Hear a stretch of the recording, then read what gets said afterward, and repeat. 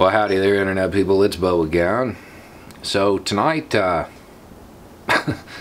going to talk about exhausting all the options. And we're going to talk about Virginia. Before we get into it, understand you can save your breath. I've heard it before. I don't own any more, therefore I'm not a member of the club. Therefore, my voice doesn't matter. Fine. Fair enough. Just want to ask some questions. Why is all this happening? Well, because they want to take them. Okay, maybe on some level that's true. Okay, I'll give you that. But why? Because there's a growing trend in this country for people to jump over all of the other available options and go straight to one that makes people really uncomfortable. Go straight to the most extreme option. And we have seen this play out in schools and in workplaces. And that's unnerving to people, rightly so. So what's your response? To jump straight to the most extreme option. It's kind of reinforcing the very idea that brought about this legislation to begin with. This may not play out the way you think. It may actually still resolve and make them more likely to just hammer it through.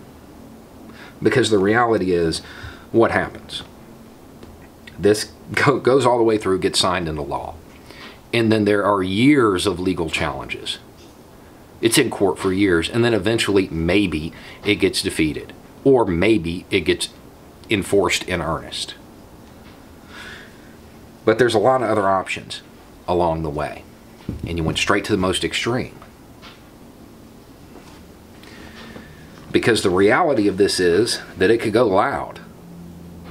I know most of the organizers that I've seen have been adamant about the fact that they want this to be completely peaceful. But they can't control everybody. They can't. And if it goes loud, what happens?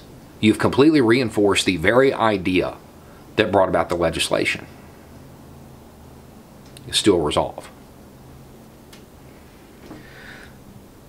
Let's say it doesn't go loud. What happens then?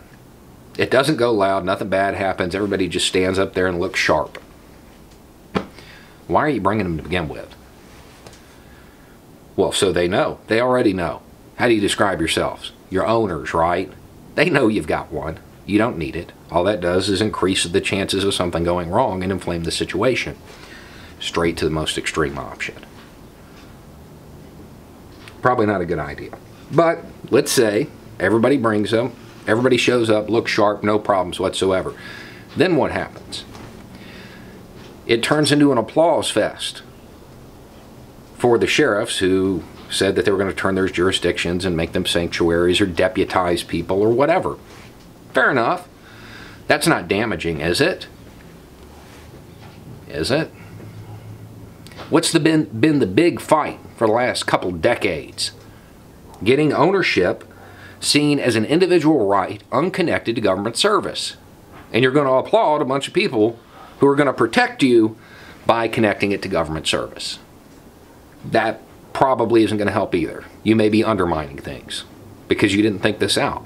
You went straight to the most extreme option. Maybe the best idea is to pull a fast one and everybody just show up without their stuff. You don't need that to do a show of force. They're politicians. They care about getting reelected. They see a bunch of numbers, and there would be more people coming if you weren't bringing your stuff. They see a bunch of numbers, and they might change their tune. They might realize that they suffered from negative voter turnout. People who have turned against Trump because of his, well, jumping to the most extreme option all the time. See how this is working? I don't think this was well thought out. And I know, as far as those sheriffs, well, those are good guys. They would never, you're right. I actually know a couple of them. And you're right, they never would. But as you just learned, in the state house and senate. Other people eventually get elected. Then what? You've tied ownership to this. And they can just take it away. The next person elected can just take it away. It may be time to address a cultural issue within your community. Everybody always says, it's just a tool, I'm the weapon.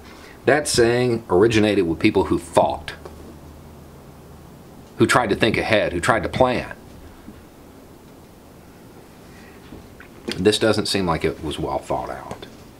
But again, I don't know. I'm not in the club anymore. So, I guess it's just a thought. Y'all have a good day.